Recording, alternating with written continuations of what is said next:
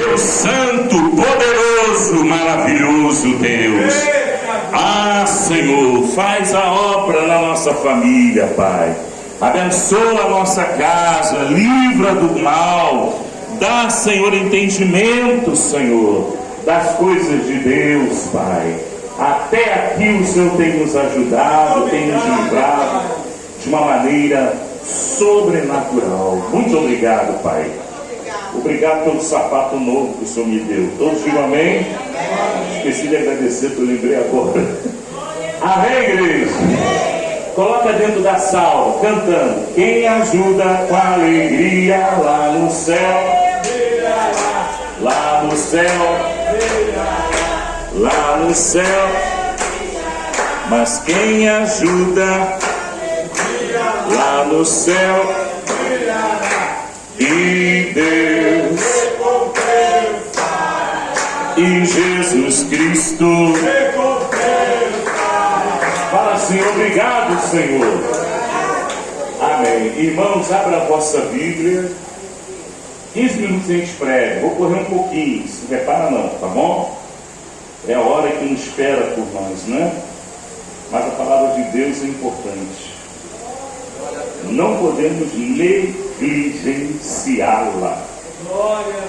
Atos dos Apóstolos, isso, Atos,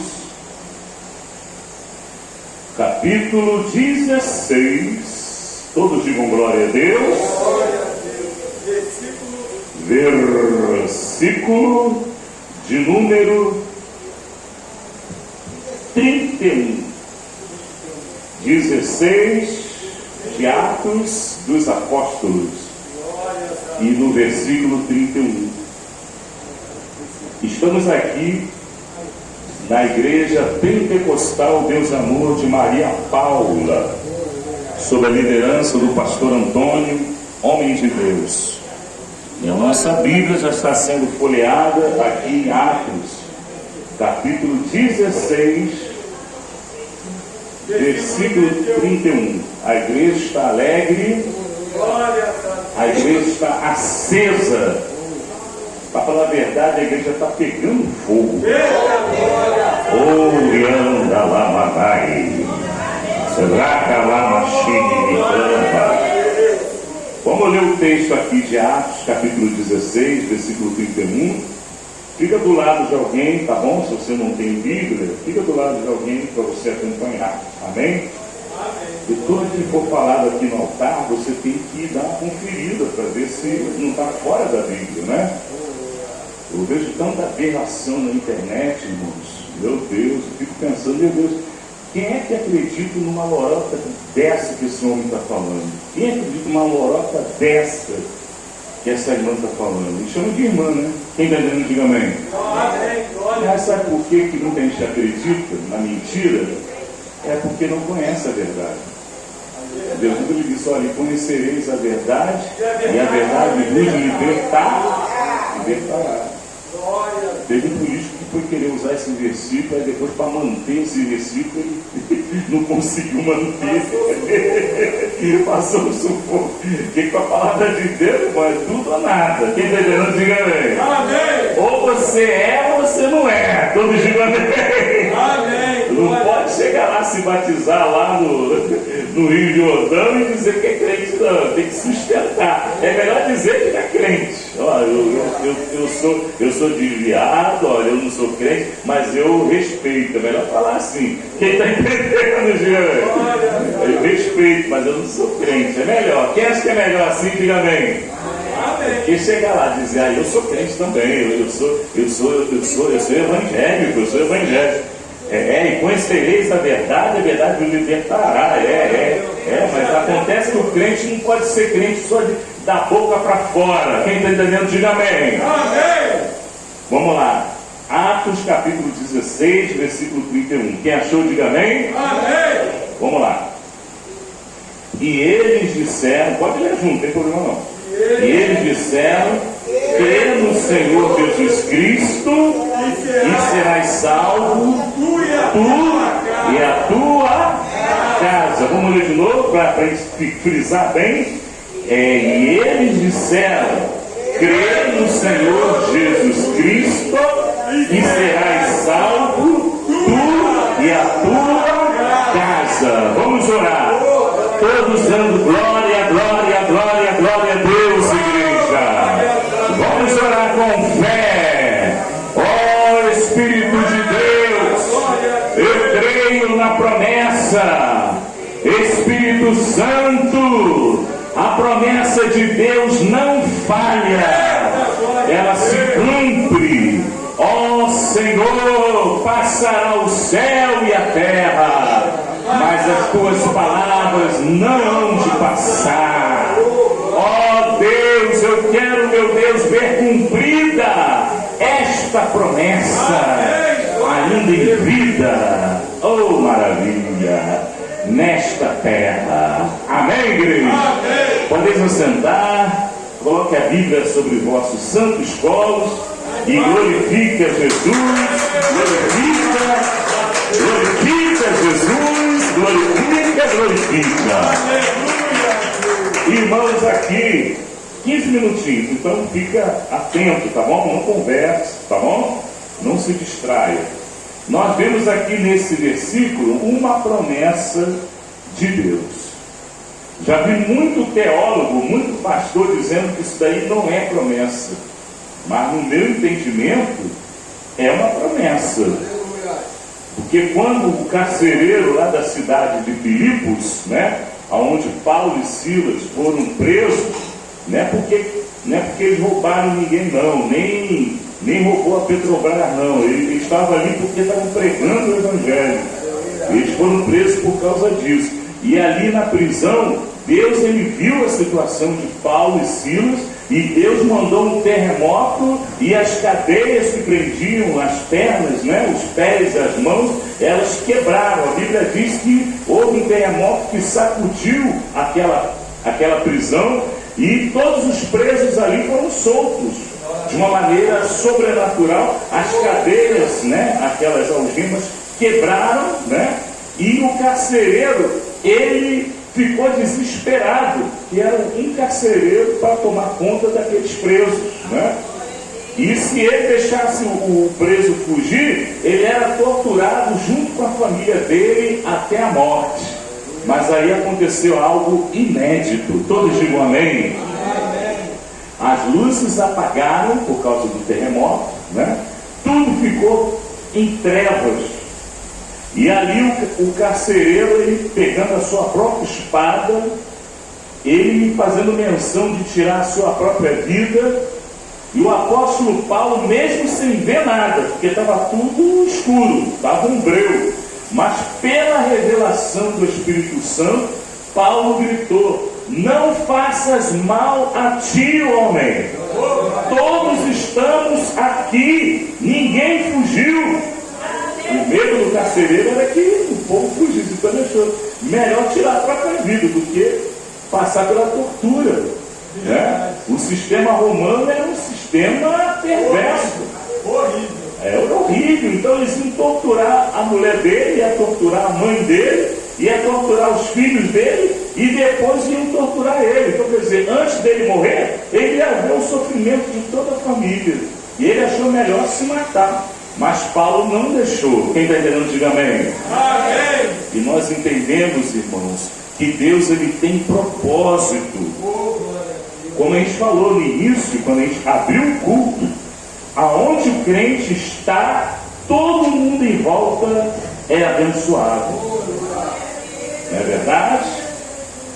Daniel, ali na terra de Babilônia, ele foi levantado o governador das províncias de Babilônia. Ele era o segundo homem depois do rei de Babilônia, Dario, Dario levantou Daniel. Mas por quê? Achou Daniel bonito? Não. É porque ele tinha a graça de Deus. Tudo que ele fazia dava certo. Deus ele dava sabedoria para Daniel. Aonde Daniel chegava, a bênção ia de mão dada com Daniel. Quem está entendendo? Bate palma e dá glória. Onde Daniel chegava, a bênção vinha de mão dada. Não é verdade? E essa promessa, irmãos, ela se estende até os dias de hoje. O apóstolo Paulo, ele evitou que aquele homem se matasse. Se aquele carcereiro, né, tirasse a sua própria vida, ele já estava comprando uma passagem para o inferno. Porque a Bíblia diz que no inferno estarão lá os fornicários, não é verdade? Os adúlteros, os mentirosos, né?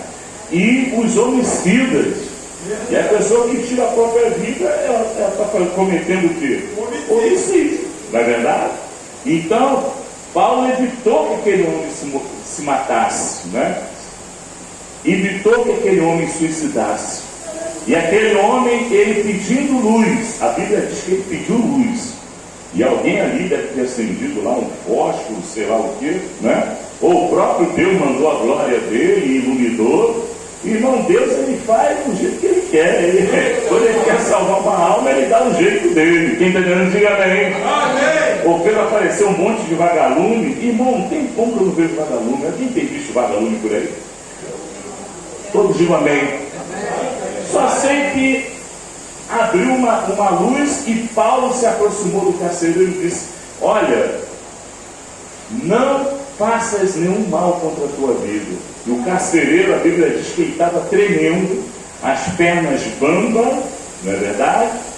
E o carcereiro perguntou para Paulo e Silas da seguinte maneira: senhores, de joelho já, né? Com a perna bamba, né? Não aguentou ficar em pé. Senhores, que devo fazer para ser salvo? Aleluia. E Paulo olhando ali para aquele carcereiro, né? No meio daquela luz precária, mas eu acredito que os olhos de Paulo devem ter acendido ali uma luz sobrenatural que iluminou a mente daquele carcereiro. E Paulo disse: olha, crê no Senhor Jesus Cristo e serás salvo, tu e a tua casa. Bate palma e dá glória, igreja. É uma promessa de Deus ou não é, igreja? Com certeza. Pois é, irmão, com certeza, não tem dúvida. Mas tem pregadores dizendo que não.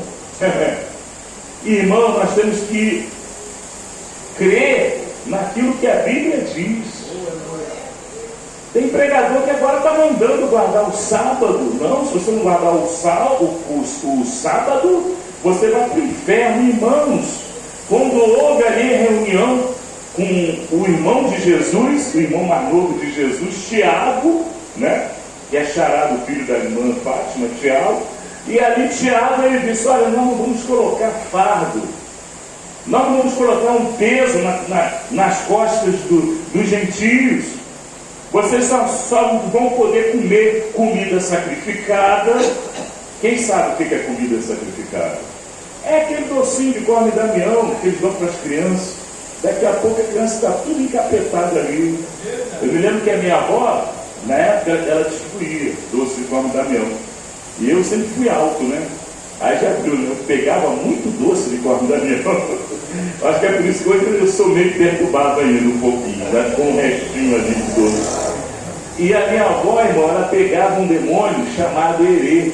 E ela sentava no chão e ficava igual uma criança fazendo pirraça. Eu quero a minha chupeta. Quem está entendendo? Quem já viu gente pegando? Já viu, irmã? Já viu, parecido?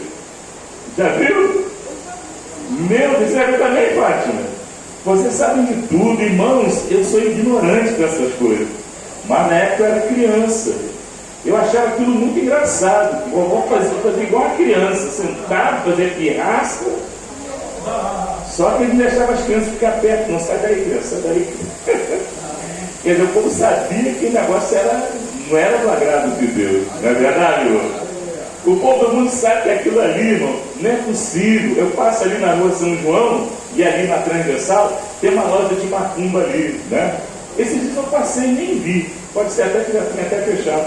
E, irmão, na porta da loja de macumba tem um homem todo vermelho, sem camisa, uma calça preta, com a cara assim de mal, um gato segurando. E do lado dele tinha uma mulher com os peitos tudo para fora, uma sainha, uma mini saia, com um olho assim, um riso assim.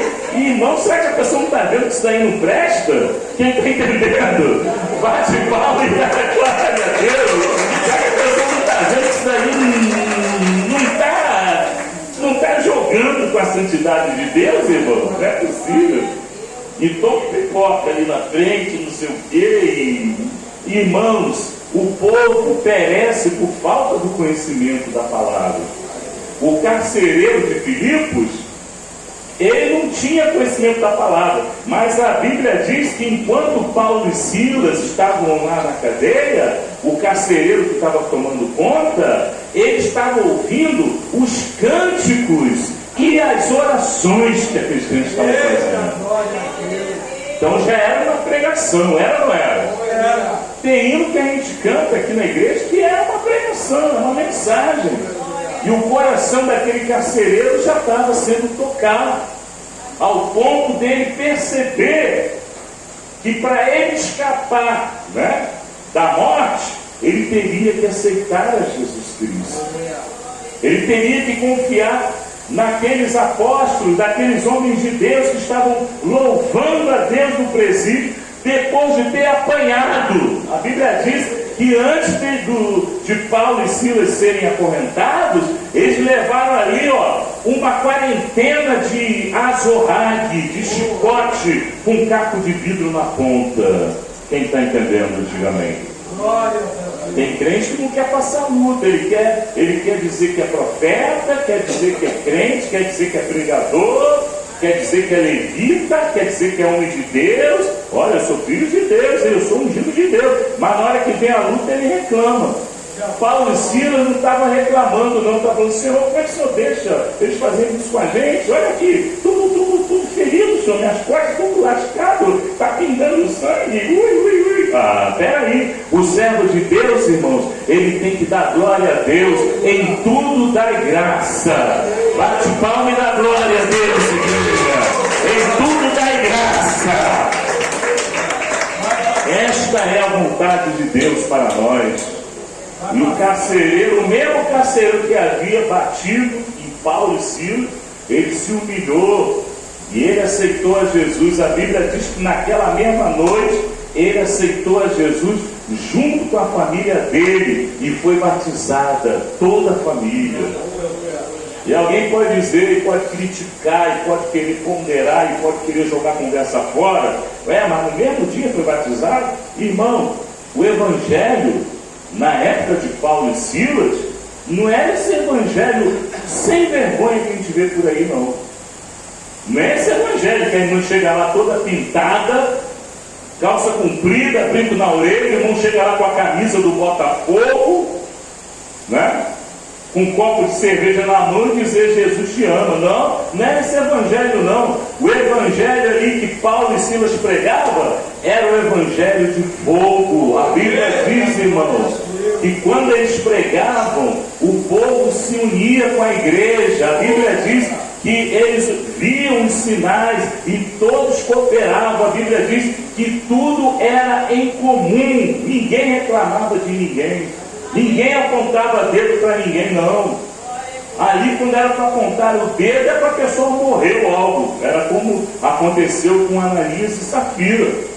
Eles disseram que estavam entregando uma oferta, né, daquela herdade que eles haviam vendido, e o valor total é esse, apóstolo Pedro. Estamos dando de oferta.